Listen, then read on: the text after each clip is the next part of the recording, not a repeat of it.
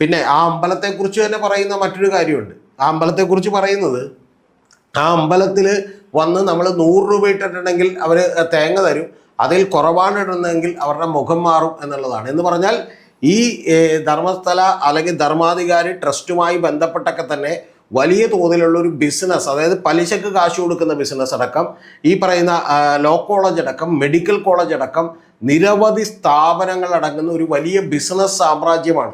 ആ ബിസിനസ് സാമ്രാജ്യത്തിനൊപ്പം ഇവർക്ക് എന്തു വേണമെങ്കിലും കാണിക്കാൻ കഴിയുന്ന അഹങ്കാരവും ഹുങ്കും ഒക്കെ അടക്കമുള്ള ആളുകൾ ആ കുടുംബത്തിനകത്ത് നിന്ന് തന്നെയാണെന്ന് പറയുന്ന വലിയ വിമർശനമാണ് ഇതുമായി ബന്ധപ്പെട്ട് ഉയർന്നുകൊണ്ടിരിക്കുന്നത്. ഒരു ഘട്ടത്തിൽ ഇത് വലിയ തോതിലുള്ള മതമൈത്രിയുടെ ഒക്കെ ചിഹ്നമായി പോലും ഈ ക്ഷേത്രം ഉയർത്തി കാണിച്ചിട്ടുണ്ട്. കാരണം ബിർമണ്ണ പെർഗഡെ എന്ന് പറയുന്ന ഒരാളുടെ, അദ്ദേഹത്തിൻ്റെയൊക്കെ ഒരു പിന്തലമുറക്കാരനാണ് ഈ പറയുന്ന പോലെ ദേവേന്ദ്ര ഹെഗ്ഡെ എന്ന് പറയുന്നത്.